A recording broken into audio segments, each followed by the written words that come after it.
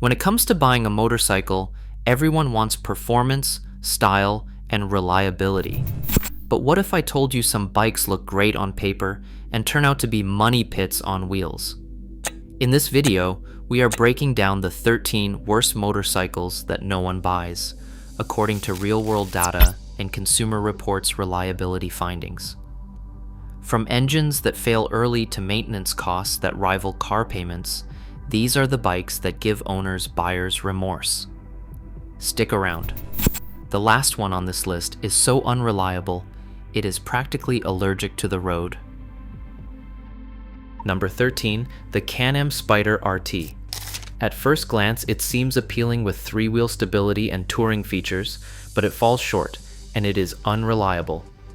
Priced steeply at $28,000, it is a costly proposition that struggles with transmission issues, electronic glitches, and poor reliability, especially on models from 2020 to 2022.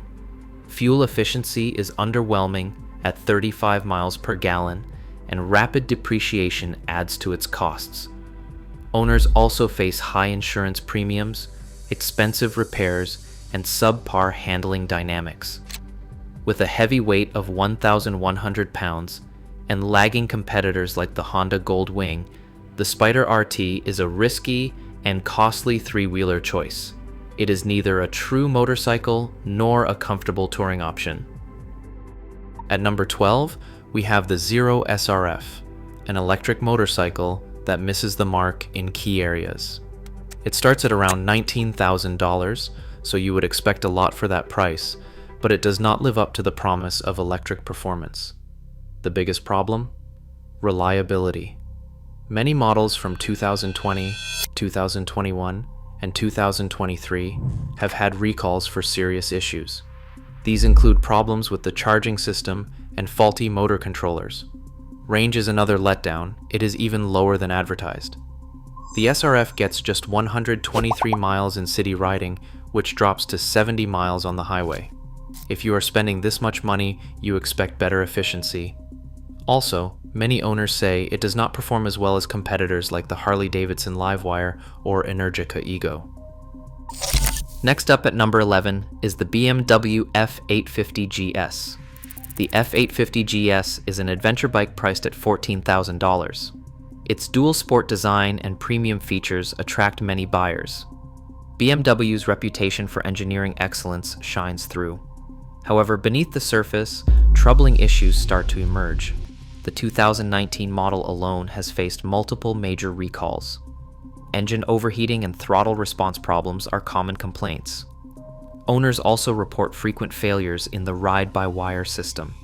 Even the TFT display, which should boost confidence, often malfunctions. Fuel efficiency is another sticking point, at 50 miles per gallon combined. While average for its class, it feels underwhelming at this price. Maintenance costs are steep and repair bills climb quickly. Though capable and feature-rich, the F850 GS struggles to deliver long-term value. Number 10 is the Indian Challenger, a heavyweight cruiser that grabs attention with bold styling and advanced tech features. Starting at $27,000, it is not cheap, and the top-tier limited model pushes the price to $32,000. While innovative in design and performance capabilities, it faces notable issues. Owners report electrical glitches, touchscreen freezing, and delays in repairs. Its 108 cubic inch engine is powerful but thirsty. Fuel economy averages just 42 miles per gallon. In 2020, the Challenger faced 3 recalls, including issues with the fuel pump and the throttle body. The bike's 842-pound weight makes it difficult to handle at low speeds. Limited dealer networks and technician availability add to the frustration, making the Challenger feel more like a gamble than a reliable choice for touring enthusiasts. Taking the 9th spot is the Triumph Tiger 900, an adventure motorcycle priced at $13,000. It combines street manners with off-road capability and offers a comfortable riding position. While capable, it has issues. Owners report frequent problems with the TFT screen and electronics. Its 94 horsepower output lags behind rivals like the BMW F900 GS. Reliability is questionable. Models from 2020 to 2022 faced recalls for quick-shifter problems that could cause transmission damage. The suspension is firm, falling short of adventure touring expectations. Build quality concerns include loose bolts and premature wear on switches. With limited service centers in some regions and high parts costs, the Tiger 900 struggles with long-term ownership satisfaction despite its British heritage and capable platform. If this is helpful, be sure to subscribe for more useful bike videos. Number 8, the Kawasaki Versys 1000 is a sport touring bike with a versatile design. It is built for both commuting and long-distance riding, with prices starting at $13,000 and climbing to $15,500 for the SE model. Fans praise its upright ergonomics and its inline-4 engine. Owning a Versys 1000 comes with challenges. Reliability is one of its biggest issues. Recalls affect several model years, including from 2019 to 2021. A faulty fuel pump could cause stalling, and that raises serious safety concerns. Owners also report heat management problems and uncomfortable seat designs. The 120 horsepower engine vibrates excessively at highway speeds. The electronics package feels dated compared to competitors. Fuel economy disappoints at 42 miles per gallon, which makes daily touring more expensive and less enjoyable than expected. The Moto Guzzi V85 TT is often praised for its character, Italian styling, and retro appeal. Its air-cooled engine makes it nostalgic for classic bike enthusiasts, but despite the positives, the V85 TT falls short in many key areas. The 853 cubic centimeter V-twin engine feels underpowered compared to competitors. It produces only 80 horsepower. It struggles to accelerate, especially when loaded with luggage or riding with a passenger on highways. Owners also report issues with the fuel injection system, electrical components, and vibration at cruising speeds. These problems can lead to expensive repairs that quickly add up over time. Fuel efficiency is decent at 50 miles per gallon, but it does not make up for the bike's performance and reliability flaws. The V85 TT lacks modern rider aids, and its electronics feel outdated. Several owners experience problems with the LCD display. This electric motorcycle is known for its futuristic look and strong acceleration. The Harley-Davidson Livewire starts at around $22,000, making it one of the most expensive electric bikes on the market. It offers instant torque and can accelerate from 0 to 60 in under 3 seconds. The ride is smooth and quiet, and it provides a unique Harley experience without the rumble. However, the Livewire has some serious drawbacks. Its range is poor, averaging just 95 miles in combined riding and dropping to 70 miles on the highway. There are reports of charging system failures and software bugs. The Livewire's charging infrastructure is limited, and it lacks DC fast charging compatibility at many stations. Weight distribution feels top-heavy at 549 pounds. High insurance costs and poor resale value make it expensive to own. Next up at number 5 is the KTM 1290 Super Adventure. The 1290 Super Adventure, once a favorite for adventure enthusiasts, is plagued by overheating issues, electronic failures, and head gasket problems. Starting at $18,000, it seems like a good deal for serious riders, but Consumer Reports and many owners highlight its major reliability issues. One of the biggest complaints is the heat. Owners describe it as unbearable, especially in stop-and-go traffic.